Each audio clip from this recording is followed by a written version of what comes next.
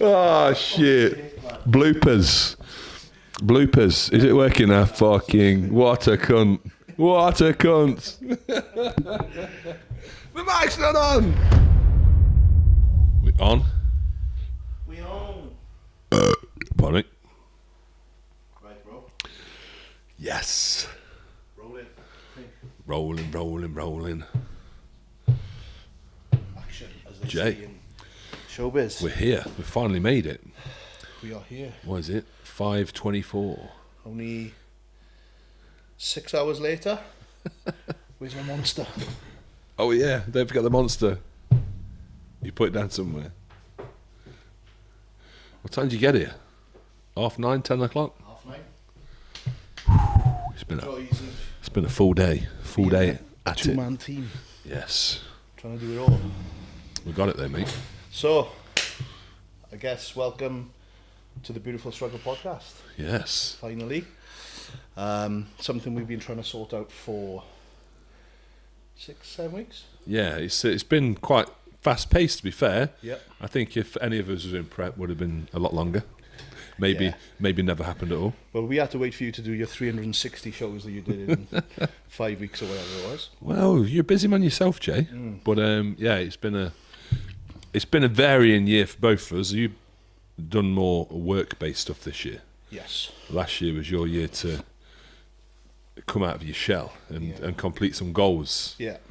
Well, this year, early part of this year, wasn't it? Yeah, it seems like, you know what, I've lost track of time because I only competed about 7 weeks ago, 6 weeks ago now, but it feels like 6 months. Mm-hmm. So when you say you competed early this year, it feels like you competed last year, easy. Yes, it feels the same to me. Yeah. I was thinking about it the other day. I went back and watched my show day video. When did you start prep? Started prep the first Monday of this year. And you competed in what, like March, April? April was an early show. Yeah. Unplanned, and then May was like the main one. Yeah. So. How long between that show and the one where you did the men's physique? 5 years. 5 years. Yeah. And what was the weight difference? 45 pound. Nice. Yeah. That's some good gaining. And this is from, I'm not going to say this in a bad way, but an amateur with a full-time job and a very, very busy job at that. So that's obviously one of the things we're going to discuss. Of course. But as you approached me about the podcast, so what was your initial thinking behind the whole thing? Yeah, so I often get a question. I say, you know, when people say, oh, I get messages all the time. It's not one of those situations, but I do often get the question, how do you keep doing what you're doing? Like, with the schedule, people see your stories, people see the miles I travel. And the beautiful struggle to me, obviously you do your own kind of interpretation of it. So the beautiful struggle to me is like that point between thinking of something that you want to achieve in life and then going through the process before you actually achieve it. I'm actually going through the beautiful struggle. Yeah. I've actually completed it in other areas that I've been in another life, it feels like. And obviously you're going through a bit of a transition as well. So I think you're definitely someone that's seen that beautiful struggle and experienced it. Yeah, and I think it's like, a lot of it's down to the way you see yourself, isn't it? And the way you want to see yourself going in the future, where you want to be. You attach yourself to a certain identity as you move through life. That identity will change. But in my case, and your case, we've both had careers for a long time now where we've kind of solidified a good name within a chosen career path. Yeah. So that's your identity. And stepping outside of that identity is very difficult. You obviously stepped outside it and competed again this year because, no disrespect, and men's physique guys will be watching this, but I think there's a lot more credibility for stepping on a bodybuilding stage and doing well in peeled out your mind shape than a guy in shorts. Now maybe that's just me because I'm a bodybuilder, but I do think that bodybuilding it's held in high regard by more people because it's not as achievable, is it? Yeah, men's physique, again, all due respect, you know, some of my best friends are men's physique athletes, but it's more of an attainable physique. The last thing we want to do in episode 1, Jay, is like alienate people. Shout out to all my men's physique athletes. I didn't mean anything by that. Sorry, guys. But yeah, it's a more attainable look. I mean, they used to be called it like, you know, the beach kind of beach body, you know, whatever. Yeah, I mean, nowadays some of them are jacked freaks, especially obviously when you go down the likes of, you know, the pro leagues. But yeah, I mean, it's you step outside the zone, and obviously we did a bit of bodybuilding this year. Yeah. Which was awesome, man. But obviously, the past 3 or 4 years being surrounded by certain individuals, yourself being one of them. Yeah. That's kind of I've soaked that up, rubbed off on me, and that's kind of like, I wanted, like, my last memory of stepping on stage. We've gone into like a full bodybuilding chat straight off the bat. I know. My last memory of stepping on stage was that men's physique show in 2016, and I hated the memory I had of stepping on stage. I hated that memory. Yeah. But because I've obviously put the work in, before it's too late, I wanted to have a go and say, I had a proper go at it. Why was it a bad memory? Like, not happy with your physique, or was it a bad prep? Or no, man, it was just like I jumped into it way too early, which you see a lot of these days. Yeah. Guys been in the gym 6 months wanting to do a show, or guys that want to do a show, so then they step in the gym. Yeah.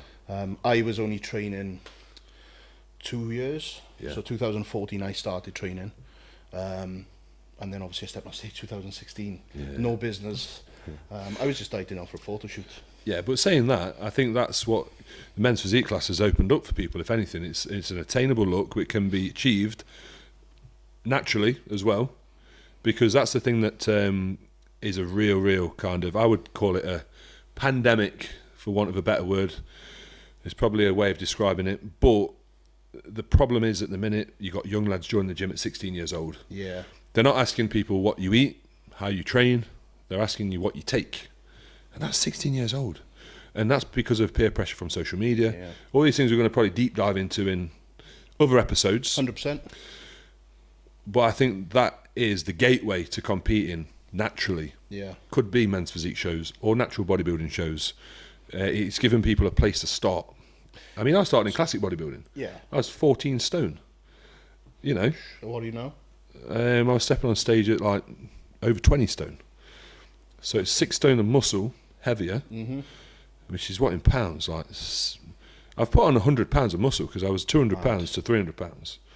It's a lot of fucking weight. I mean, it's a lot of weight.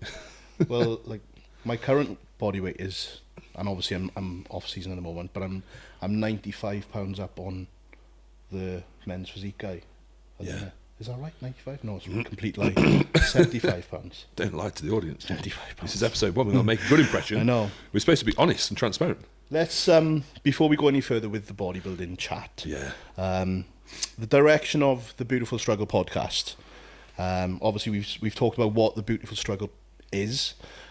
And even though we've just done like 5-10 minutes chatting about bodybuilding, we're going to get other people from other avenues, other industries that are going through that, because the Beautiful Struggle applies to anything. There's people in different industries that have gone through a load of shit to get to where they are now and achieved something in their life, or they started at a point where they weren't meant to be successful, and against all the odds they've come out the other end, and now we're soaring with businesses and stuff. I'll tell you what as well, there's always a beautiful struggle with people trying to understand your accent in the comments. That's why I'm here. Jake could have done this by himself. I'm here to interpret. He's just the interpreter. Actually, last time I was on a bodybuilding podcast with a Welsh guy, he was ginger and a lot more famous. Flex Lewis. But he was also another Mr. Wales. Bless you. Got to put that out there. But no, without joking, this is going to be a podcast where I think everyone can relate to. And that's why we did jump in naturally to bodybuilding, but it's going to be about so much more. Yeah, 100%. And I've always said this, but bodybuilding for me has always been more mental than physical. Yeah. And I'm going through a completely different mental aspect of bodybuilding right now, having finished competing this year. Putting it out there that I'm kind of stepping away temporarily, permanently, whatever. I don't even know myself in my head. And then I have the issue with my identity. Who am I without competing? Etc., etc., etc. It's a deep hole. And I can see why people actually end up with eating disorders, mental health issues from competing. I think training is very healthy. Yeah. Being fit and healthy is obviously healthy, but you know, bodybuilding can open up that wormhole. Yeah. that rabbit hole, and it's kind of how far do you go? How far do you go with your training, the drugs, the food? It can take over people's lives, and the one thing we have in common, which is going to be good, is speaking about the relationship with your partners alongside bodybuilding. Yes, that is a beautiful struggle. Sometimes not so beautiful. They're always beautiful. The women in our life, obviously, but yes, we'll get into that. 100%, we'll get into that. Yeah. Let's talk about our relationship. Because a lot of these guys obviously will know you more than myself. Yeah. I'm normally the accent behind the camera, but our relationship, like, we've been acquaintances that have developed into mates over the last 3 or 4 years, I think. Yeah, I think I joined Trained by JP in 2019. So is that your... Because I turned professional in 2018. Yeah. And then I'm sure it was March 19 where I joined Trained by JP. Right. It was either late 18. No, it wasn't late 18 because I got my pro card late 18, September. So I saw out the Christmas period, started training with Cuba, early 19. Yeah. And then Cuba's good for this. He looks after his friends. There's a lot of people Cuba's got in speaking terms with Jordan. Yeah. And if, Jordan respects Cuba, so if Cuba likes someone, then Jordan will 9 times out of 10 like him. Yeah. And that's how a lot of people have ended up on the team. Yeah. So I was sponsored by them, and then me, Cuba, came to train at Manchester at FLF, and you was filming that session, weren't you? So that's your first memory of Magic Guy. Yeah. Magic Guy actually filmed you and Cuba before then. Oh, really? Yeah. Like a peeping Tom in Temple Gym. Yeah. The new temple. Oh, when we was doing the two bros thing. Yeah. So that was the first time I saw you. Obviously, I knew who you were. Yeah. That Didn't was know the who first... Cuba was. I didn't know Cuba at that point. Shout out to Cuba, by the way. Cuba had hair back then. He did. He had a good head of hair. Yeah. What happened? I'd actually heard about Cuba, but I had never actually seen him or anything like that, because he was coaching one of my friends, Calvin. You know Calvin, CRG Fitness, I think. From Newcastle way. Yes. From Durham. Yeah. So he was coaching Calvin. So I knew about him through that. Yeah. But then obviously when I was filming down Temple, I turned up. I think I turned up like 2 hours before that press conference thing, kind of thing that we did. Yeah, we was training before. You trained before. Yeah. And you boys walked in, and I was like, fucking hell, here we go. So so I actually shot some bits there without you actually knowing, and then obviously we did the press conference, which was kind of like a press conference, but I think it was just on IG Live. It's a bit strange, wasn't it? Yeah, it was like a lineup. Usual suspects. They had them all lined up against the back wall. Literally. Luke Sander was there actually. Yeah. God bless him. Shout out. And everyone was there. I think Zach Hahn was there. Yeah, Zach was there. There was a lot of, all the names. and that was then. Now there's more UK pros. Yeah. And that's the good thing about what we discuss, obviously, in later episodes, but the strength of bodybuilding in the UK right now is extremely good. Crazy, man. I almost feel like people forgot this year how good British bodybuilding is, because there was a massive buzz around the amateur Arnolds last year. Yeah. And it lacked that buzz this year because a lot of the guys were resting, ready for next year, or competing in international shows because the Arnold is so busy. Yeah. Some people choose their shows wisely, which is rightfully so. But yeah, it might be me completely in like the zone of competing and not noticing, but I feel as though British bodybuilding didn't get as much hype on the amateur scene this year as like last year. I don't think so either, no. I think the names, because a lot of the names were obviously, we had yourself competing this year. Yeah. We had the likes of Mark Hector coming back after being away for 2 years. Yeah. James was obviously on that redemption for his, Olympia invite. So I think because so many of the names in the game within the UK were going at it, I think that's where the hype was directed. And rightfully so, because you boys killed it. But yeah, that was the first time I'd come into contact with you, and then obviously up in Manchester then at FLF. Yeah. And I think that's when Jordan tore his adductor on the leg press, because you boys just went fucking nuts on the set. But yeah, I think that was our first relationship, and then from there we got into the monthly videos for the site. Yeah. And then I think me, you and Cuba spoke about YouTube for weeks before you boys actually got it going on. Yeah. Then. You already had a YouTube though, I think, didn't you? Because I remember seeing one or two I bits. did, but it's very, my videos are raw now. Yeah. They were like off. They're like raw meat that's gone off. They're gone. Sound quality, video quality. Yeah. But yeah, I started young. Yeah, you were in it early, to be fair to you. Yeah. I had one of these mindsets that you got to be noticed.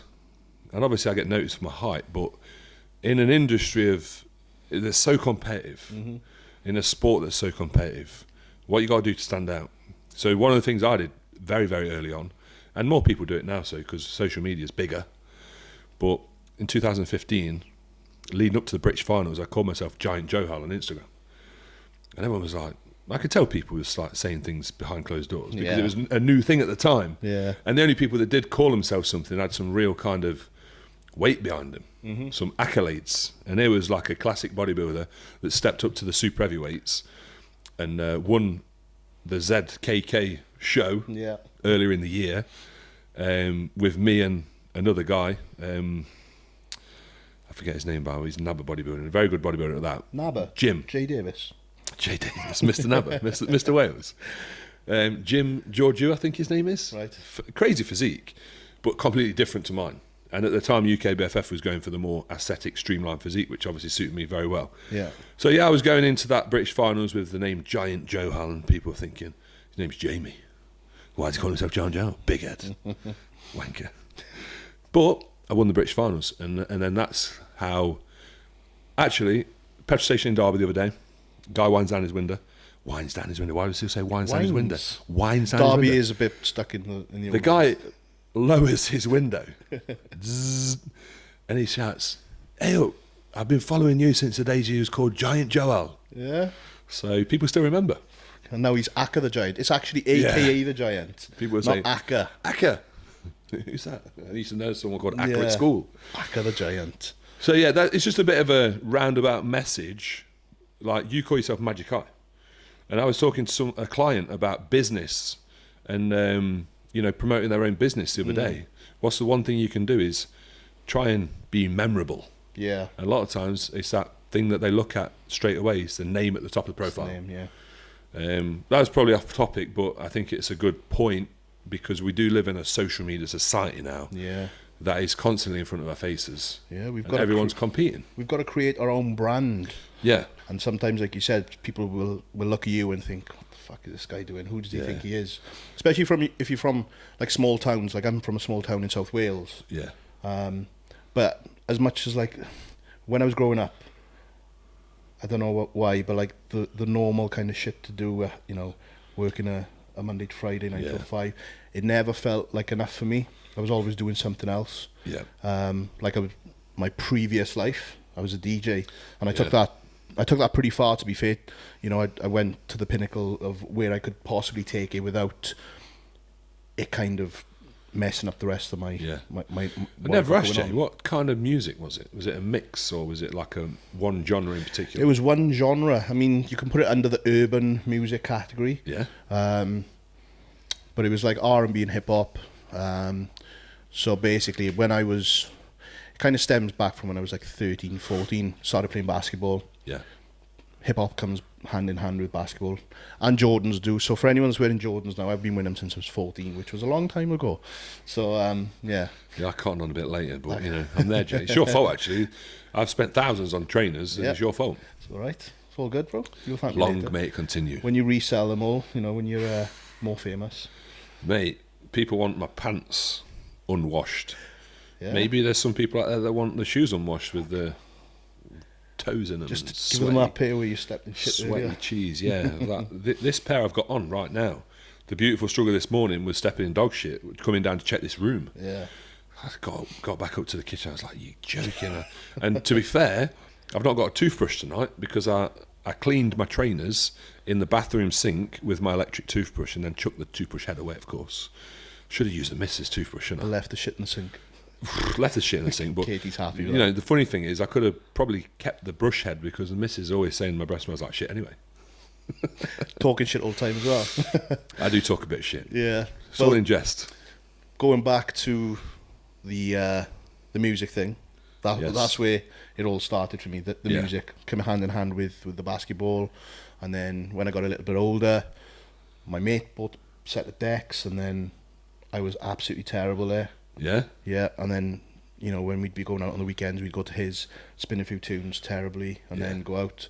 And then one day I just thought, fuck it, I bought a pair myself, and then I just started practicing, started nailing it, and then approached different people, got into a little nightclub in the town. Yeah. And then outside promoters came in and they were looking to put a night on. Then they saw me DJ and they wanted me to do stuff for them. One of my first biggest gigs in DJing was covering for Tim Westwood. You know who Tim Westwood is? Oh, yeah. It was on the night of the Mobos. I don't know what year it was, but he was supposed to DJ in Cardiff. Yeah. And he pulled a sickie because he went to the Mobos. And they called me up to say, can you cover for Tim Westwood? Really? First biggest gig, yeah. Oh, wicked. So I was like, oh, yeah, sound. I'll fill in for Timothy. Happy days. So from there, it kind of spiraled and snowballed and got in with different people. We started doing a bit of a thing together. We all got signed to different record labels on street teams and used to go down to London for record label launch parties. Yeah. For like Jennifer Lopez, DMX, Outkast. I went to all their like record launch album launches, and yeah, it was a mad time. And then when I got to like a certain age, which was pretty much when training came in the mix, Yeah. the love for it started. Not the love for music, but the love for going out at 10 in the night and getting in at 5 in the morning. Yeah, yeah. And then going for a pizza on the way home. Oh, It's yes. like, the love of that I remember. started spiraling down, and I was like, Yeah. and then the fitness bodybuilding stuff kind of started stepping in and took my passion away from that to that. Still playing basketball at that time. Did let me ask you a question, because I had a very similar situation. Mine was involving football, but I think you need to make a choice as a bodybuilder when you can see your progress is being hampered by a certain thing that you're doing. Yeah. So it's not really that you probably don't enjoy it anymore. Because if I think back to when I was younger and I was going out and I was free and single and dancing, getting drunk and, losing my inhibitions, eating pizza, 2-for-1 pizza as well. There's a good 2-for-1 pizza place in Long Eaton. Shout out to Long Eaton. Nothing changes, he still eats pizza. Yeah, I still eat a lot of pizza. But the thing that got me away from that is not, I don't think so much the enjoyment factor, although I did not enjoy getting in fights and I didn't enjoy the hangovers and they got very tiresome. It was the fact that I knew that drinking and the football was stopping me from gaining weight and becoming a bigger, better bodybuilder. Yeah. So was it the lack of enjoyment and the tiredness of the going out and partying, or maybe the not seeing the progress on the training and all the hard work you put in that side? Yeah, it wasn't even the partying, because I wasn't really partying. When I was DJing, I'd have to, because I live in a small town in South Wales. Yeah. Shout out to everyone from Merthyr that's watching this. I used to drive to Cardiff, Swansea, Bristol, London, Birmingham to do my sets. So I'd always be driving. So I wouldn't be partying, but I'd be obviously lack of sleep. Which I think we talked about earlier on, about how we can manage on low sleep. Yeah. But when I started getting further and further into the fitness thing, I knew that I needed more sleep, because I was still working. At one point, I was working Monday to Friday, 9 till 5. I was DJing 3 nights a week, and I was trying to get Magic Eye off the ground. Yeah. So I'd be doing that in the nights and on weekends. Yeah. Plus playing basketball. So how the fuck Carla's still with me, I do not know. I was going to say, actually, how long have you been with Carla? Me and Carla, you're going to put me on the spot. Well, since like what age? 21. And just after I turned 21. When did you start DJing? 19. So I'd started DJing like 2 years. Yeah. And I met Carla in the small club in our town. Yeah. She was working behind the bar. And then we started seeing each other, and so she was with me from my very early days of being a DJ, and The question is, a lot's changed since then and now. But if Carla had the choice, who would she choose? Jay the DJ, Jay the Magic Eye, or Jay the Bodybuilder? Fuck no, that's a question, isn't it? Yeah. She definitely wouldn't choose Jay the DJ. No. Because he was never around for socials with friends and stuff, because he was always out DJing. Yeah. Sounds like a bodybuilder. Yeah. Got to just tick one off for a time. Jay, I think she'd choose Jay Magic Eye. Yeah. Because Jay the bodybuilder can be a prick on times during certain points of the bodybuilding thing. I can relate. Which we not will... not that you being a prick, but relate to me being a prick. You know, in the same jest. Yeah. So I, you know, she loves the fact that, I hope she loves the fact that I'm ambitious. Yeah. She said to me the other day, like, if I ever stopped doing, or we were talking about winning the lottery. Yeah. And she was like, would you still work? And I said, I think I still have to do something. Yeah. She was like, yeah, you'd go fucking mad because you've always had something. I always had DJing. Yeah. Always had Magic Eye, always had bodybuilding, I've always had something to focus on. So I've avoided your question then on which one she'd prefer, but I think it would be J Magic Eye, just because, you know, obviously I've built that from the ground up and it's going well. So, yeah, she's still with me, man. And I think we've been together 18 years. Yeah. We've been married 14 years. Yeah. Well, I guess this is a good question. This is going to relate to a lot of people. This is coming from my situation. Being a professional bodybuilder, that's paid, you know, fortunate enough to be paid for what I do, and can focus all my attention into this endeavour. There's a lot of amateur people chasing the same things from a young age, when they perhaps haven't already forged a career for themselves. Yeah. But having forged a fantastic career as a videographer and being, you know, like a renowned name now, not just in the UK, but Europe and probably in other places in the world as well. Where does the ambition to compete and make certain sacrifices in your personal life, home life, relationships, and cause yourself hardships actually come from? Oh, mate, like, without going into therapy, I'm not sure where it comes from. It comes from like this bucket list thing that I've got in my head. Yeah. That I see time. I don't know about you, but like the older I'm getting, the faster time seems to be going by. Definitely. And when I'm looking at the time and I'm thinking, in so many years, this is going to be impossible to do. Yeah. Like, unless I really want to hurt myself, you know, with the bodybuilding stuff, health-wise. So it's like, I need to do it now. Yeah. Before it's too late. And so I think it comes from that, because when I think back to like when I'm younger, I had no ambition to like to really do this. Well, no. I never had bodybuilding. No. Never had ambition to, when I was in school, I never had ambition to like own my own business and be successful or anything. And for the majority of my life, I've just been DJing. That was like my passion. Yeah, I think half the problem is, though, me and Katie were speaking about this the other day, that when you're at school, you're given no education towards finance, towards business, towards creating a career. They just want you in education so they can keep receiving money. Yep. That is what's the situation is, and that's why we're trying to help the kids at the minute. Just help them, try and steer them in a certain path, try and find something they're interested in. Yeah. Because you do come out of school and college and sixth form and university and still not have a clue what you want to do. I was thankful for bodybuilding because it gave me a direction and a passion. How did you fall into bodybuilding though? So my uncle was a bodybuilder. When I was like probably 12, 13, he came down the stairs in his house. He was doing a show and he was posing, showing my mum, like he was doing a check-in in front of my mum. Yeah. Which sounds weird, you know, his sister. But as critical as my mum is, she's an honest eye, which is what you need as a bodybuilder. 100%, yeah. So there he is in his black pants, his little trunks, and I'm thinking, what the fuck's that? He looks good. Yeah. Is that wrong for me to think that? So then I went to watch a few of his shows, started training in the same gym, and that's how I got hooked. So I started training when I was like 15, 16.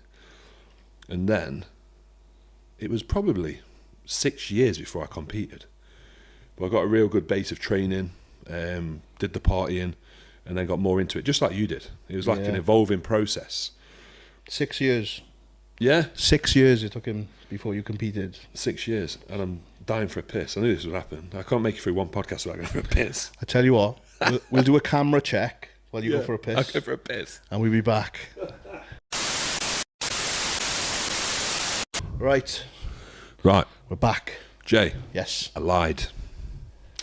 You didn't need a now, piss. You needed a shit. I needed a shit. I just went behind the garage, but don't tell anyone. No. Yeah. Now I'm bladder empty state and ready to talk and think. I can't think when I need a piss. I'm just like, you know what? It doesn't come on slowly. It's like, boom, I need a piss. Yeah. I got to go now. And the girls just don't understand. They don't understand this. It's like, Katie could not believe, like, the first time I slept over at her house, we went for a run the morning after. I think she was trying to impress me, like she was into her fitness. Oh, because you were already like bodybuilder. We'll go for a run, yeah. Okay. And I remember that night before. Not going to say anything personal. I took my casein rounds. I was sponsored by NRG at the time, and they were like one of the first people in the UK to bring out casein, and you mixed it into like a nighttime pudding. Yeah. So I was there sitting on the kitchen worktop in Katie's So committed. house at the time, eating casein, and she's like, "What the fuck's this?" Anyway, we went for a run the next day, and I remember stopping halfway through this run because I was desperate for a shit. And you know when you're that desperate, you need to cross your legs to suck it back up, and then 2 minutes of doing that, you got a little breather for another 2-3 minutes, depending on how bad it is, and you can go again. But she was like, I have never ever needed a shit that bad where I've had to stop and cross my legs. And I can't believe it to this day. Like, comment, is that normal? Yeah. To have to cross your legs? Or is it normal to not have to cross your legs? I don't know. But when I see someone at the side of the road, aimlessly stood there with their legs crossed, pretending to be on the phone, I know they need a shit. And I always think when I do it, when I'm on my morning walks. For everyone that's sitting there crossing their legs, you probably need a shit. Everyone's going to think I need a shit, and I know it, but I don't care. Anyway, where I was going is, Jesus. I lied because I started training in 2001, and my first competition was 2009. Oh, So that was 8 years. So 8 years. So. And I didn't start taking performance enhancements until 2011. So that's like 10 years. Creatine. For anyone. Creatine. But, like we did kind of brush over earlier, people want the quick fix these days. Oh, man. It's frustrating. They don't give themselves time. And not even 1 year, never mind 10. So people looking at me now as a professional bodybuilder, it's too easy. No matter what field you're in, it's too easy. Like you as a videographer, it's too easy for people to see the now. To see the edits now. Yeah. To see you on the decks now. But they didn't see you practicing when you first started, and you was like, oh my God. Even I'm sick of listening to myself because it's terrible. Hours and hours and hours, and sitting there in front of my little laptop on my table in my old house. Yeah. With it crashing every fucking 20 minutes because I didn't have enough memory to do an edit. Yeah. The wife in my ear, my daughter eating chicken nuggets and chips beside me, and I'm like trying to be dad. Yeah. They don't see all that shit. Because I remember someone said to me, oh, you've just come from out of... This was like going back 2 years ago. You've just come out of nowhere. You've just... I'm like, out of nowhere? Mate. Well, that is the beautiful struggle. Because... That's the beautiful struggle, yeah. How many people do you know that are starting a diet on Monday? That never start a diet? Never start. How many people do you know that set these New Year's resolutions? I'm going to quit smoking. I'm going to quit drinking. Even... What is it, Stoptober? Where they stop drinking for October? Yeah. Can't even do a month. Fucking hell.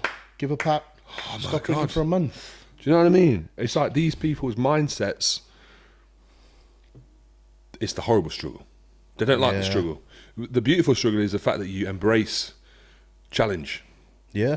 And you actually accept the fact that it's hard, but you enjoy the hardship. Because that's what bodybuilding is, isn't it? It's fucking hard. It's hard, man. And not everyone can do it. Obviously, when you start whatever you're doing, it's going to be really fucking hard. Yeah. And then 6-7 years down the line, you're going to get better at doing the hard shit, but you make it harder because you still obviously want to progress in different areas, whatever. And this is life, business, or bodybuilding. Yeah.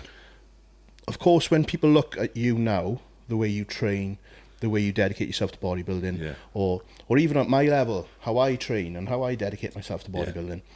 I didn't start like that in 2014. No. When I look back at some of the shit I did in 2014, 2015, it was shocking. Yeah. But everyone has a starting point, but it's just you've got to keep going through those challenges, and then eventually you're going to look back and you think, that's the beautiful struggle. You look back and you think, that part was best bit of where I am now. And the thing is as well, it's all individual. Like my idea of the perfect day, the perfect session, perfect meal plan, whatever, it's completely different to yours. Yeah. And this is what I find these days, especially being an online coach, is people think that there's a blueprint for how someone should eat, to how someone should train, how someone should sleep, what supplements they need to take. The fact that we were speaking about sleep earlier, and both of us have 5 hours sleep, sometimes less, sometimes a tiny bit more, but never the 8 hours. And if I program someone's meal plan and they're like, Jamie, I'm up at 6 and you've put my last meal at 11, like that's only 7 hours sleep. Where can I pinch this extra hour from? I'm like, you don't need an extra hour. Yeah. Like, just because you read it in a textbook somewhere or someone's told you at school the perfect amount of sleep is 8 hours. Is it Arnie or what's the guy's name? Mike O'Hearn. Oh yeah. I'm sure they say like 3-4 hours was their sweet spot when they was like busy. I heard Mike say that actually in a podcast. And we were speaking about sleep earlier because we're both at a very similar point in the fact that we've obviously done these competitions, but we've maintained what happens in prep where you get very productive and you spend less time asleep. Yeah. Because your mind and your body just function so much better. And I was up at 4 o'clock this morning. Jay says he's very often up at the same time, whether it's editing or going to the gym because he's got a busy day.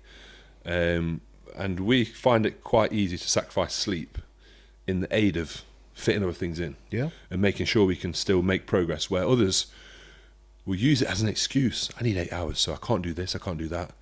And that doesn't go for just bodybuilding. That does go for success in life. It's hard. Yeah. And I think if we can get across one message from this podcast, is it the Instagram, the Facebooks, the Twitters, whatever you're looking at social media wise, it's a highlight reel. Yeah. And it's the present day. Yeah. Go and scroll back, because I've got 2,700 posts on my Instagram. Go and scroll back to post 1, see where I was then. Yeah. Because I can't be asked to do it, but I know I was in a very different place. Yeah. That's why I put on my stories, like, when I am in the office at 4:30 a.m. Yeah. A couple of the boys kind of wind me up, like my close friends and that. They'll wind me up and they'll say, "Oh, you get up, you take a picture of your office, you go back to bed." And it's like, no, I'm like trying to show the fact that I'm actually putting these hours in. I'm putting the grafting, not to get a pat off the back of some fucking random guy on Instagram. It's definitely not for that. And it's my social profiles has never been about outside kind of gratification. Yeah. I mean, it's lovely to get it, but it's not about that. It's about showing what I'm doing and what I've done. Because I only started this 2014 with this ambitious kind of mindset. Yeah. And I've only got a short space of time to get it done. So I'm like trying to show how much I'm putting into things, life, business, bodybuilding, whatever, within the short space of time to get the most that I can get out of it. Because my biggest regret in life is not starting bodybuilding earlier. So frustrating. This is another question, Jay. It feels like I'm being interviewed. No, if you started, you can ask me some questions if you want. If you started bodybuilding earlier, and you obviously got very passionate and thought, I'm quite good at this, do you think you would have pursued that instead of videography? How did you even come across the videography in the first place? So Magic Eye actually is a byproduct of bodybuilding. Right. Because when I, going back, 2014, still, it's going to keep coming up. Yeah. Because that's an iconic year for me, because that's when I turned 30. Yeah. And when I was 29, I was at like the peak of the DJing, the late nights, the pizzas at 5 a.m. Yeah. Looking that kind of way physically. It's no wonder we're friends. I was fit because I played basketball. Yeah. So I was still playing basketball, but just because you're fit doesn't mean you look fit. Do you know what I mean? Yeah, of course. Yeah. So I wasn't physically, didn't look great, and by that point in 2014, I'd said to myself, like, year after year, I'm going to be in wicked shape for my summer holiday. Yeah. And I ended up still going away like a dad bod. Yeah. So when I was 29, I was like, right, I'm 30 next year. Yeah. Let's fucking nail it. Yeah. So I nailed it. I dropped I dropped like 4 stone from like January 15th was when I started, because May 15th was the birthday. Yeah. Put that in your calendars. And then 4 months, 4 stone, I think it was. Yeah. I was like a racing snake at the end of it. There was not a lot going on. Yeah, but the sense of achievement at the end. The achievement, crazy. So basically that kind of started the The this little fire in my belly before fitness. Yeah. And then I wanted to get leaner, I wanted to get in better shape, I wanted to try and put muscle on. And throughout that process, then obviously I'm on YouTube. Then I'm watching the YouTube channels. Then I'm like, oh, I want to start documenting my journey. Yeah. So I bought a GoPro, 2015. Started filming in the old JJB Sports Gym in the local retail, which I'm still a member of. It's Everlast now. Yep. And yeah, that's where it all started. So I bought a GoPro. Yeah. Started doing some editing. Then bought like a point and shoot, like the Sony.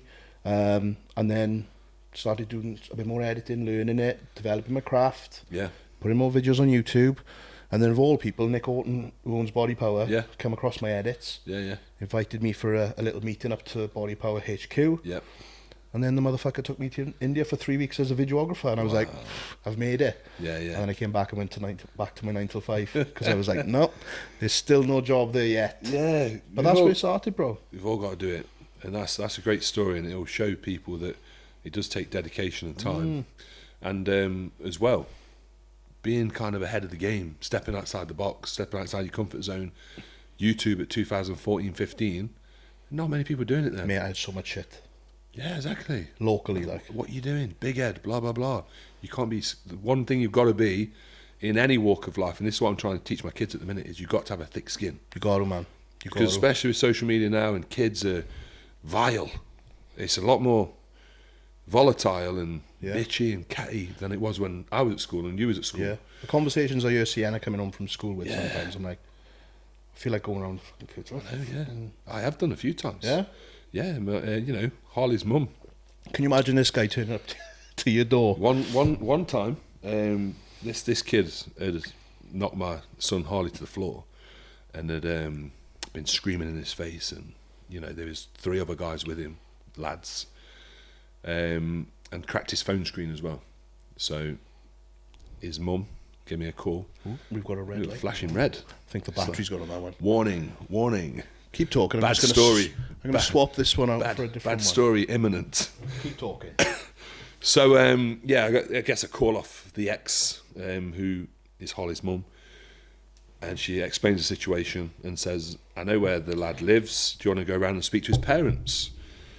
So I was like, yeah, why not? You know, be the supportive dad and all that, and you know, show him who the boss is, lead by example. Yeah. So we went around the house, knocked on the door. I think it was stepdad answered the door. Skinny guy. Oh no. Must have been 6 foot 10 stone. Soaking wet. That's 140 pounds. Me on stage. He was soaking wet for it. Terrible. I think his son was bigger than him, but to be fair, in body weight, not height. So you can only imagine. Anyway, I says, is this lad in? He says, yeah, he's in his bedroom. I says, I explain the situation. He says, well, come up to his bedroom. I'll let you talk to him. How's that sound? So his dad takes him up to his son's bedroom. He's got headphones on playing Xbox. And his dad's clearly got no control over him because he wouldn't even take his headphones off. Wow. And Holly stood behind me. So I end up speaking to the lad. And I'm like, oi, take your headphones off now. I want to speak to you. Doesn't take his headphones off. I said, take your headphones off now. And when he knew I was serious, I think he lay down on the bed with his head in the bed, so he wasn't looking at me, he was looking away. So I was trying to speak to this young lad and trying to tell him that I was upset with him, what he'd done to my son, and wanting him to apologise. But he didn't apologise, and he didn't look at me, and he didn't look up. And I said to his dad, I says, mate, I'm going to grab him in a minute if he don't turn around and, you know, have some respect. Because 12-year-old lad. 12-year-old lad and the giant. This is going to sound really bad, actually. We should backtrack. Should we turn the cameras off? Yeah. So I think I told this story in the past. You know, it was probably 2-3 years ago. Anyway, I picked this lad up off the bed, turned him around, looked in his face. I said, "You will apologise to my son now," and he did. I bet he fucking did. And we went, and that was it. You know, no children were harmed in this video. Maybe mentally. I picked this lad up off the bed while his dad's standing there watching. His dad was just like, mate, totally agree with what you did. He says, I would have done the same if I could. That's so bad. I think the moral of the story is there's kids out there nowadays that are bad. Yeah. And if your children aren't thick-skinned and able to stick up for themselves, they're going to have a hard time. And then as young adults coming into careers, if you're not willing to put yourself out there and take some shit, because like I said with the name Giant Joe, I got some shit. Yeah, I bet. And I got people talking bad, and I got the gym in Mansfield where I used to train at saying he won't do shit, blah, blah, blah, blah, blah. Went and won the British finals, and I stood there front and centre in front of their face and got the gold trophy, and I was like, But that moment, year made. I bet.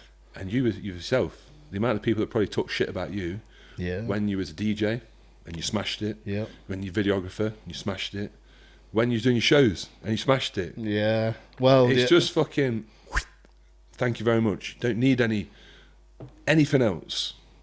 You don't need that, but it's just such a kind of like nice cherry on top of the cake. yeah, because you get in self.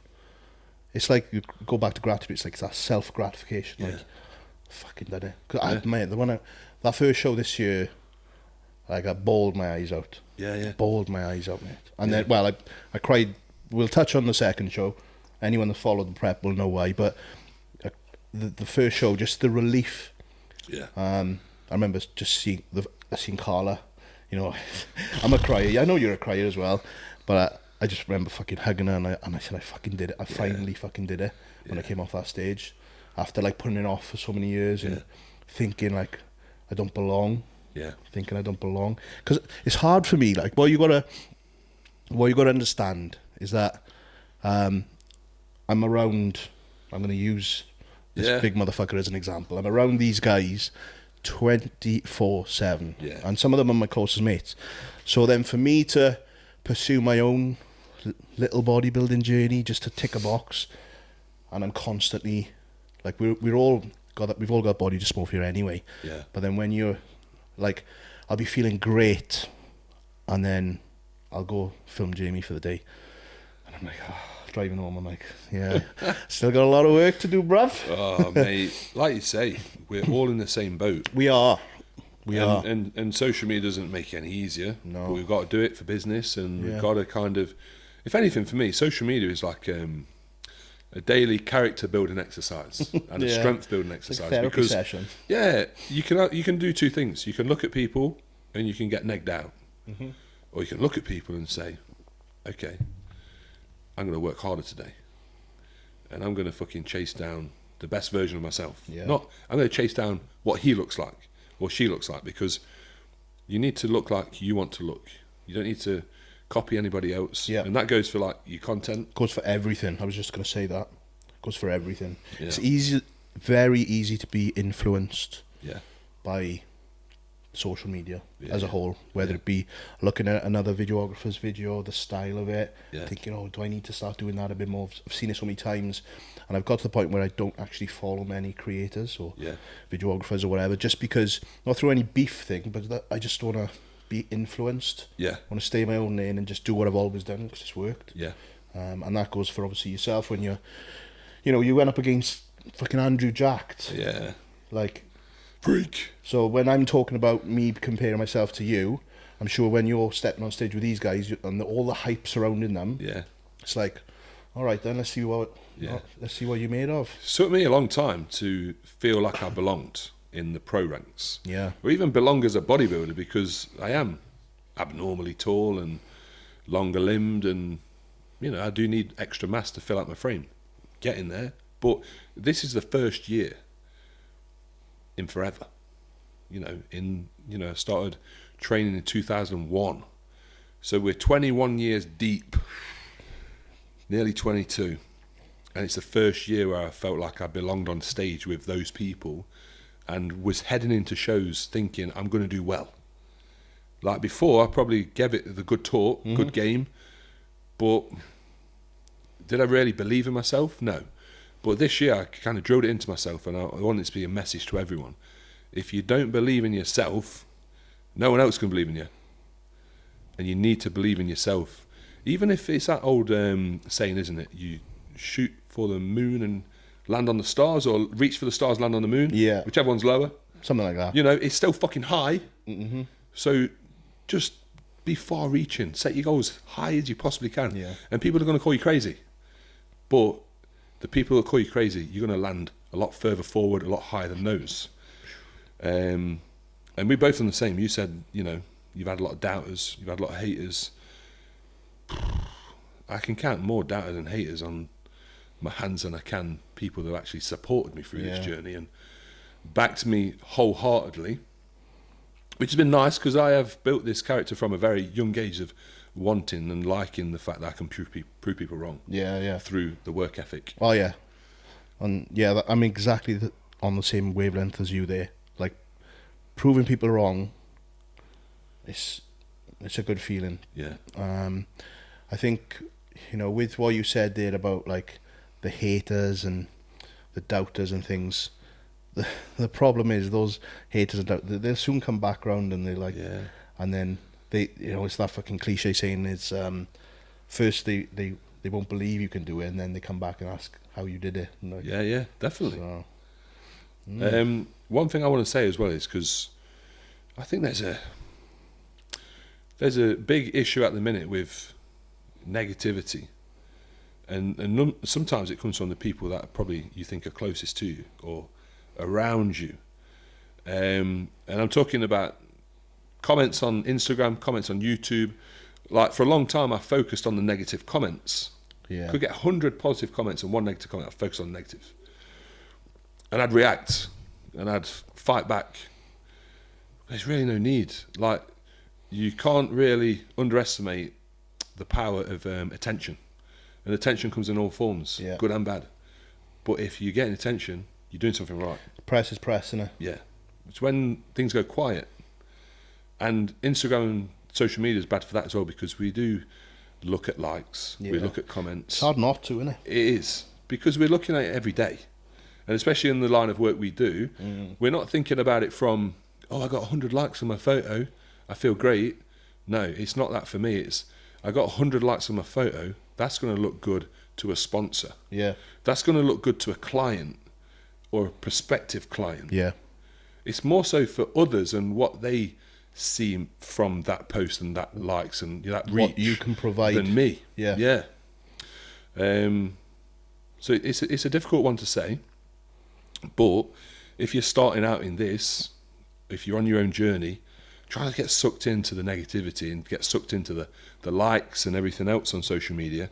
Just be yourself and use that timeline on Instagram as your story.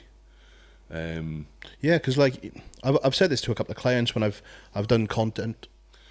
That's my battery. Battery number wide lens is exhausted.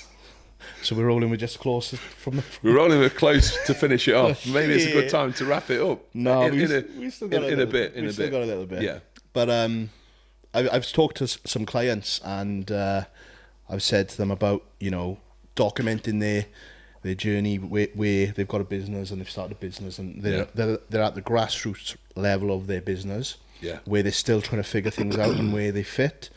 And I've said, you know, you need to document this because, like, when you look back in 10 years' time, you wish you would have documented it. But a lot of people are reluctant to show the shit point that they're at that point in time because of like the negativity that can come back from it. But you know, I'm so glad that I was able to document everything I've done over the last, you know, 8 years or whatever it is. We've got a little itinerary of the podcast, and because obviously battery number wide angle lens is gone. Yes, we're going to be close up from now on. We're going to be close up and personal. Let's just touch on the mental battles quickly with ambition, you know. Where you're dealing with failure or that pressure to succeed. So for yourself, for instance, this year, you were very confident in yourself, going up against certain people. And then how did you deal with it in terms of like mentally? Was, you know, did it hit you hard when we know where you place in these shows? We spoke personally, I think a couple of times when you were even backstage. You know, how did you deal with all that mentally throughout that process?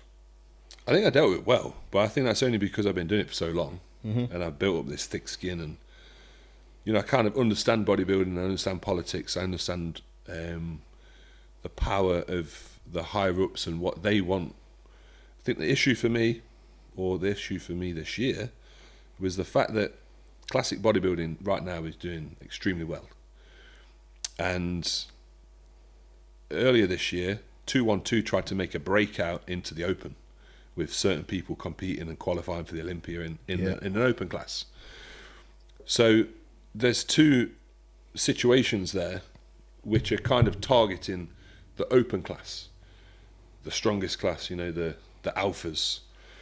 So this is going to be kind of new news to people that don't really follow bodybuilding closely. But what was happening then from the higher ups is like thinking, shit, we need to stop this. So open needs its own criteria, and we need to stick to that criteria very, very rigidly. And the open criteria is obviously bigger is better. And muscle this year has been awarded over shape, aesthetic, symmetry, over other aspects. I've been beaten by people who aren't as lean, and some, they haven't even got as much muscle as I have. But for whatever reason, because they fit the bodybuilding mould and criteria of the open class bodybuilder more so than me, because I have a classic look, they've come ahead of me. Yeah. So it's about understanding that narrative and what's going on behind closed doors, and know that that's really out of my control. That makes it easier to swallow the pill of defeat.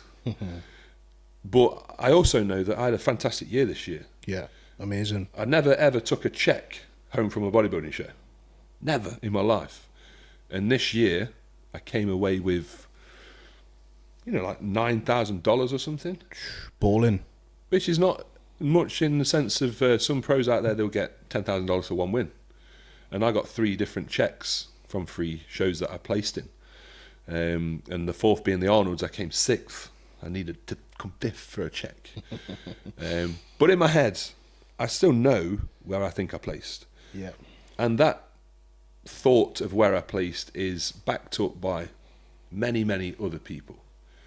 And at the time, it was made easy because I had so much gratification, and I was noticed by so many people for having my best year and looking so good. Yeah. At the time, that filled a big void, and the void was, what I've now realised, is that I'm still dissatisfied. I still want more. I still feel like I deserve more. So 7 weeks post-show, when you're kind of over that hurdle of, end of the day, you know what it's like when you've gone through all the hardship of prep. Yeah. You've gone through all the hardship of the relationship struggles at home, and the distance you now feel with your loved ones and your kids, even your pets. Yeah. You want it all. You want the meals out. You want the relaxing time. Yeah. So post-show, all you want to do is stop. Or not post-show, but when you're at the end of that road, that competition journey. And for me, it was like 4 shows. So I was very tired. So it's very easy for me to say, I'm done. I'm finished. But then as you have more time to think and rest and relax and think, you think, shit, I still got goals. It's like you said, Joe, if you got a bucket list to do probably before you're 40 years old, right? Yeah. You can't revisit bodybuilding because your physique has a lifespan. Shelf life, innit? Yeah. Shelf life. Yeah. You don't want to go mouldy. Oldie mouldy. Oldie mouldy. Ain't a good look. Oldie I don't want to be mouldy. one of them wrinkly ass bodybuilders that are still doing it when they're 50, 60 years old because they ain't got nothing else to do. People are winding me up now about doing masters or whatever. Yeah. I don't want to be I really don't want to. I don't. And I need to kind of correct myself there a little bit because I am sometimes very direct in what I say and I don't explain things in a rounded way. There's nothing wrong with people competing. I have clients who are 50 who look amazing. Yeah. But a lot of these clients didn't really achieve what they wanted to, so they're still chasing it. And my aim is to really achieve what I want by the time I'm 40. And there is a big question mark over the fact that I didn't qualify for Olympia this year. And I think at the minute that's really causing me some sleepless nights. And I'm going to segue that back to the 4 o'clock alarm. Yeah. Why you're getting up at 4 o'clock. Yeah. It's probably got a lot to do with that. I said to you in the gym earlier, it's like that anxiety of like having so much to do and not a lot of time to do it in. Yeah. I'm going through the same thing, man, and I didn't experience this until, you know, I've got to this point with Magic Eye, where I've got ambition with that, where I'm now a bodybuilder. Yeah. I felt really uncomfortable calling myself a bodybuilder before this year. Yeah. But now, because I've competed and, you know, I managed to do what I did this year, I'm quite comfortable saying, like, I'm a bodybuilder now. But I've only got 2 years left of really being a bodybuilder. Number one, because the 4-0, and number two, because I've told the missus, and I've just about got a green light to go again. Yeah. Like, it was supposed to be never again after this year, but then obviously because we did well, I said, I'll do it again for my 40th. Yeah. But then in conversation down at JP's birthday, I said, probably go again next year as well. So we'll do another 2 years of it. But it was funny that night, because people really need to realise why I laughed, because that conversation was not a good conversation if you was Jay. You kind of came in the middle of it, I think. I come in the middle, and your missus was saying stuff like, I was crying myself to sleep at night. That's like, what's this about? Oh, Jay competing. Yeah, but he wants to do that shit. Oh yeah, not very happy about that. I was just in the middle of the conversation as well, because I was just standing there because it was his missus, Katie, and Carla, just talking like that. Yeah. And I'm standing here, and I'm like just getting smaller and smaller, and I can see him walking over, and I'm like, yes, come save me. And then he came there and stood there, and then the next thing Carla says is like, I didn't stop crying for like 6 weeks. Yeah. The thing is, Katie and Carla got something in common, and that's that they're very direct and don't pull any punches, because I think I asked a question like, well, how was he in prep? And she said something like, he was a nightmare. He was absolutely horrible. I think that's a toned down answer. He was worse than that. Yeah. But I didn't realise at the time.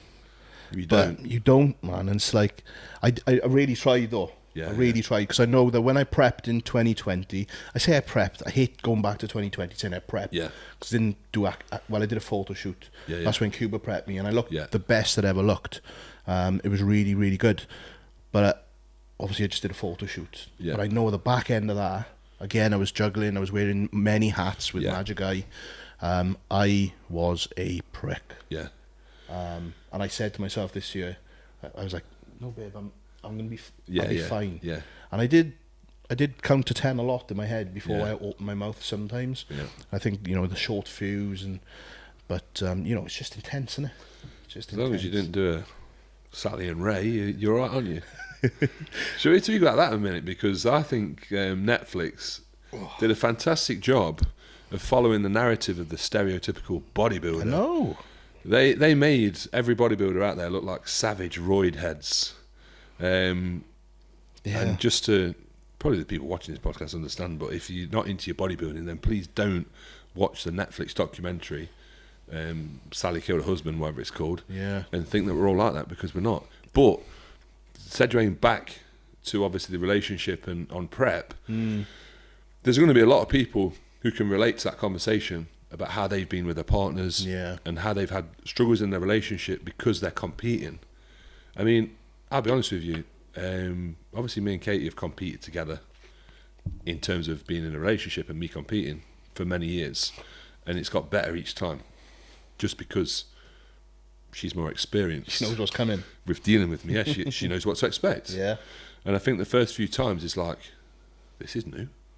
If you get into a new relationship and that's what they're used to from the offset, then fine. But for my case, I met in 2012 with Katie. I'd just done the Body Power show that I'd won. I didn't compete in the British finals that year because I met Katie. I had 2 years off, we got married, and then I wanted to compete again in 2015. So we'd already been together 2.5 years before I competed. So I was like, whoa, shock. I bet. Shock to the system. Who is this guy? Who is this guy? I was cooking him muffins, he's being dead nice, and now he's not allowed to eat, and that's the motherfucker.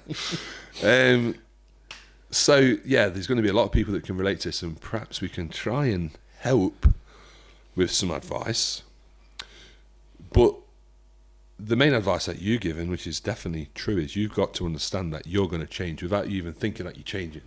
You are definitely more of a dickhead towards the end. You are, and you, as long as you're aware of it, and you can control the dickhead inside. Like I said, I just I spoke to someone the other day. I can't remember who it was, but I said I just used the count to 10. Yeah. Whenever something would get me like, as if I'm about to say something, I was like counting to 10 in my head, like I might be there cooking on the fucking hob. Like, one. Right, okay. It wouldn't have been worth opening my mouth to it, and it wouldn't have been. It would have been a pure dickhead move on my part. So yeah, I don't know why she said I was a prick, because I thought I was fine. But no, I know obviously it was very intense for her, but it was very intense for me as well, because like going back to the prep, I think I told you the meaning behind the prep this year for me. I only told Katie down at Jordan's, and for anyone that followed the prep, I talked about it earlier, but I went through something in the back end. It was actually this time last year, November last year, pretty much, where I went through something, and this is something where I'm telling this because someone will be able to relate, because I know a lot of people related to it at the time as well, where something kind of threw me into prep. Yeah.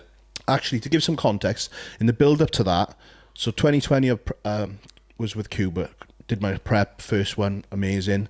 Then I left there, and then you looked after me for a little while. Yep.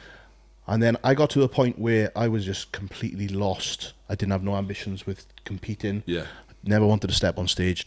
Was not interested. Just wanted to do my own thing. Magic Eye was flying. Just wanted the pressure of no coach relationship. Yeah. Chill. So that was that. That was like perhaps April, May of that year. Started thinking of the end, like of bodybuilding in my life. 40. Right, I need to do a show next year. If I'm going to keep doing training the way I am, approaching it the way I am, I need to do a show. And then in the November, my family went through a bit of a personal like circumstance where we lost someone, and then that I needed prep at that point. Yeah. But obviously it's November. You've got Christmas in like 4 or 5 weeks. Carla was turning 40. Sorry to put that out there, Carl. But she was turning 40 in December, like 5 days before Christmas. Then we had like New Year. It was our friend's birthday on New Year's Day. Yeah. So I had all these social occasions, and I was like, I really need to prep. Yeah. And I was like, I can't do it right now. And I went completely the other way, where I was just eating. I didn't look after my diet. I'm still training, obviously, because that's what I do. But diet just went completely out the window. Yeah. And in stepped alcohol. And I've never been a drinker. Like, I've never been a drinker in the house. But I found myself calling the wife on the way home from shoot saying, get me a gin on ice ready. Yeah. And I'd be sitting there drinking. I remember sitting there this time last year watching I'm a Celebrity, drinking gin on a Tuesday night. Yeah, well, this is like normal for 90% of the population. Normal, bro. But it's abnormal for us. Mad abnormal. Yeah. And by the end of that, like 6 weeks from that happening, and for anyone that wants to know exactly what happened, feel free to message me. I don't really want to talk about it now, but you can watch it on my prep series from this year as well. Yeah. But after that 6 weeks period, I was like a bull at the gate, ready for prep. Yeah. Because the first Monday of this year, the 3rd of Jan, I think it was, I was like ready to go. Yeah. And that's why that threw me into prep. That's the catalyst. And I think deep down, I think any bodybuilder, anyone that does this to an intense level, has always got that little thing that kind of drives them. Oh, definitely. It could be a rival. It could be someone that said something to you in the gym, or you know, someone you looked up to that disrespected you, or someone you look up to that's doing well, and you kind of like, you know, chasing them, or just being inspired. But yeah, there's always something, and I think you need that because it is so hard. You need something that's going to keep you on track. It's fuel, isn't it? What is your why? Yeah, that you hear that a lot now. What's your why? Why did you do it? And you know, that's kind of why I did that this year, and now that's obviously going to be why I'm doing it for the next 2 years. Well, at the end of the day, it is very hard to do what we do for a week, but to do what we do day in, day out for months on end, years on end, that's where the real hardship sets in. And that's why you have people that want to compete because they've seen someone do it on Instagram, and then they'll get a month or two in, or they might see it through the prep and it's like, I never ever want to do that again. Yeah. Competing really does separate the men from the boys. That's one. But yeah, you need kind of that to pull you out of what you would deem as a bit of a hole and a negative situation. Yeah. But like I said, for most people, it's normal life. Normal life, and it's no wonder why people, because even though bodybuilding in the fitness industry is as huge as it is in the world right now, it's still a very small thing. Yeah. And no wonder the people outside of it that live that kind of life normally, why they look at it like fucking weirdos. I like a weirdo with like something in my eye. I thought I was just boring you and sending you to sleep. I got a mic in my eye. Mic in my eye. But yeah, that's why I think a lot of people from the outside looking in will look at the bodybuilding world as very weird and strange. Where, you know, I mean, put it this way, Jay. I think this. Everyone's got their way of dealing with emotions and pressure and stress. For some people, it's drinking, wine, gin, beer. I went through a stage when I opened the gym in 2017 where I was doing 85 hours a week, and I'd go home at night and I had 2 bottles of beer to relax, and I was like, oh my God, it felt so good. That's mad. At the time. Didn't know that. Yeah. And I probably did it for about 3 months, and then I got back into prep and I was like, motherfucker, I need to sort my shit out. Yeah. Because it's just not good in our heads. We're so programmed to be a certain way, but I had some good night's sleep on that beer. Perhaps you need to bring it back in. Yeah, I think I might, yeah. Sleep a bit later. But everyone's got their buffers for stress. Yeah. And we have bodybuilding. Mm-hmm. And we have dieting. And we have routines. And forgive me if I'm wrong. You know, I probably am wrong in some cases, but in a lot of cases what I see is people masking their problems with drink and alcohol and drugs and all these different things as well. And they're the people that don't progress in life because they're constantly trying to block out the stuff that's making their life hard, instead of what we do as bodybuilders. Yeah. Is jump over those hurdles, find ways to move around the objects, or, you know, there's going to be bumps in the road, but we'll make damn sure that we get to the end. In life now, I think the easy life is kind of bred into us from an early age. Yeah. And the work rate of the average person just isn't there. So, yeah, I thank bodybuilding for a lot. Yeah. And mindset is something that's just manifested from that first gym session in 2001 with Ben Pearce in my Reebok vest. It's that small town mentality as well, you know, because like when you, like you said, the people that are drinking or, you know, recreational drugs or whatever 3 nights a week. I know boys now that kind of like play the bodybuilding card on one hand, but then I know for a fact they're sniffing in the kitchen on a Tuesday night, and it's like, pick your poison. Yeah, they got a Miller sus in their shoulder while they're sniffing a line. It's like, pick your poison, man. Like, if that's what you want to do, that's absolutely fine. I've never had a problem with it. You know, I worked in the fucking nightclub industry for the best part of my life, so I've no issue with it. But pick your poison, because that's the way it's a fucking slippery slope, that. So I think to wrap this up, because surely one of the batteries is going to go. And you've got to drive back to Wales. And I've got to drive back. Don't worry about that, bro. We're used to it. Carla's like, Jay, I thought you was doing this podcast at 10 o'clock this morning. 3 texts come through. 10 o'clock this morning. Where are you?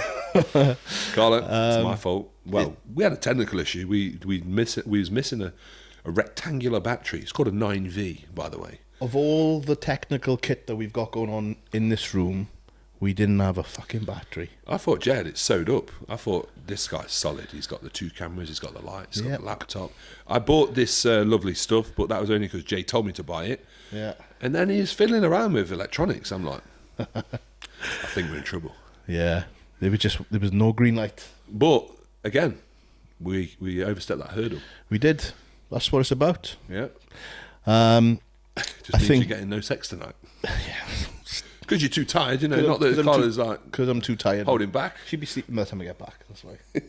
Hopefully no children are watching. And when you're at our age, no children are watching it. When you're at our age, there's none of this getting into bed when your missus is asleep and waking them up. It don't happen. You get told off. She put me in a fucking headlock. Yeah, elbowed in the face. Fuck that, it's not even worth it. Nah, definitely I'm not. going to look at Auto Trader for 10 minutes and go to sleep. That's his pastime in the night, Auto Trader, and fucking before he moved here, he was looking at houses as well, isn't he? Well, yeah, let's just, I don't know if we're going to finish on this, but this is probably a good thing. So we're both very ambitious people, like we've said, and we both set big goals. But one of the things I'm a huge believer in is manifesting those goals. And this is going against what people would tell you when they're doing like sleep health and having a sleep routine and blah, blah, blah. Don't watch your phone and don't look at blue lights before you go to sleep. Fuck that shit, man. I manifest right before I go to sleep. I can't think of a better time to do it. So when I'm in bed, before we bought this house 16 months ago, we was always renting together, me and Kate. So we rented for like 8.5 years of our relationship, 8 years of our relationship. I looked at fucking Rightmove every single night for a year while we were saving to buy this house. And then we're in. We got our dream house, and that dream house is now another house. Yeah. But we got the dream house. We got the house. We got the target goal. Done. And now I'm manifesting about buying a fucking Porsche 911 because, if you don't know, Porsche 911s are an investment car and they're actually appreciating in value if you buy the right one. So in my head, I can have a car that I can really enjoy driving at the weekends that's going to go up in value. Like, where's the catch? The catch is that you're 6'5", £300 trying to get into a fucking Porsche. The catch is probably the fuel and service bills. Yeah, you're gonna have more suspension on it. Jeez. But the point is, manifest your goals, and I choose to do them before I go to sleep at night. Yeah. So every night now I look at Auto Trader before sleep. We're facing the house and someone's turned a light on it. Caught my eye. Even if the giant gets lucky, instead of having a fag afterwards, I'll look at Auto Trader. What's wrong with that? You've found a vape. Oh yeah, vapes are the thing these days, aren't they? Yeah. Oh mate, it saved my life for the moment. I do the same thing, the manifestation thing. Not before I go to bed, I'll be honest, because by the time I get to bed, because of the days and how they work, I'm ready to fucking sleep. So I go on my phone for like 5 minutes and then I'm gone. But the manifestation for me is on these long drives like I'm about to do tonight. I spend so much time on the road, it's a perfect time for thinking. And I've done a lot of like developing my kind of, what I want to do, ideas. This podcast, this has been on my mind for like 2 years. And I just I could never bolt myself down to do it myself. I was going to do it on Zoom or something. I had a funny conversation yesterday. I put that post up saying that we were doing this today. I don't know if you know Hannah Ways. I think that's how you pronounce her second name. Sorry if I butchered that. But she messaged me on Instagram because I put that me and you didn't want to do a half-assed podcast just by jumping on Zoom. She does a podcast on Zoom. Oh, and sorry. And I was like, I didn't mean to offend by saying that. It's just that obviously I'm a videographer. I've got like certain things I want visually it needs to look like, and we obviously Zoom podcasts suck. Fuck Zoom podcast. But then the more I looked at what I'd said, I actually went back and I rewrote what I said because I thought it started offending me. But this is an issue with society. People are very easily offended. Because I do it all the time. I mean something in a certain way, and people take it the wrong way. Like, we did a YouTube video, me and Sam Bollins, the other day, and we walked into Costa, and at the time we walked in Costa, they was doing a 2-minute silence for Remembrance Day.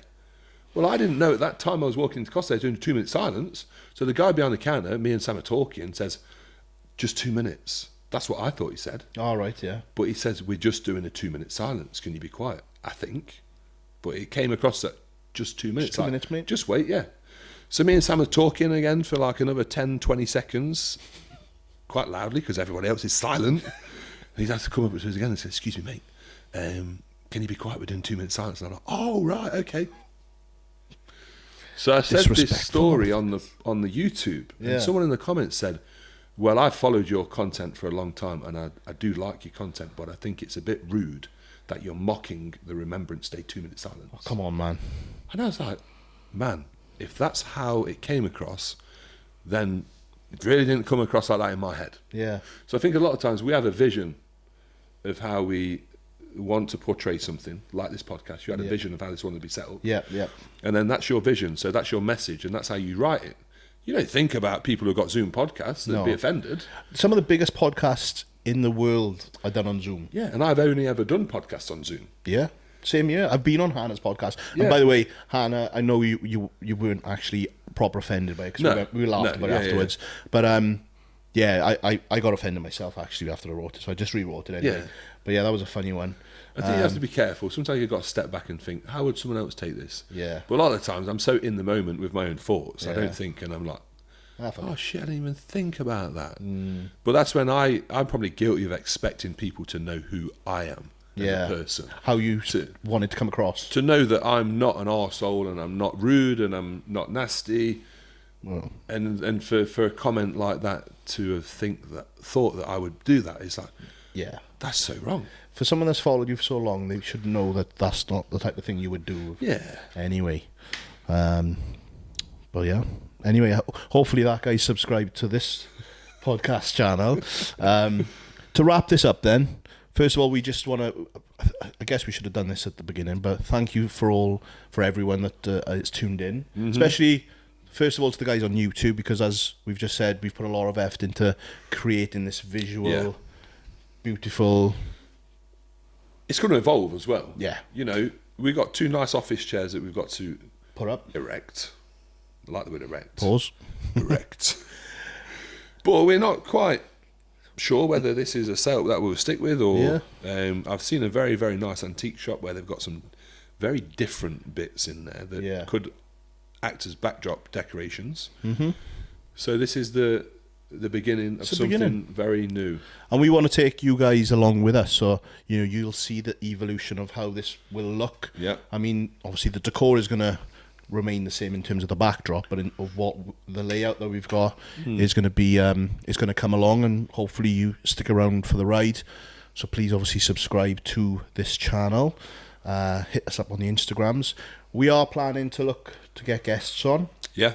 As we said earlier on, I don't know how long ago in this podcast, but we are looking to get people on from different walks of life.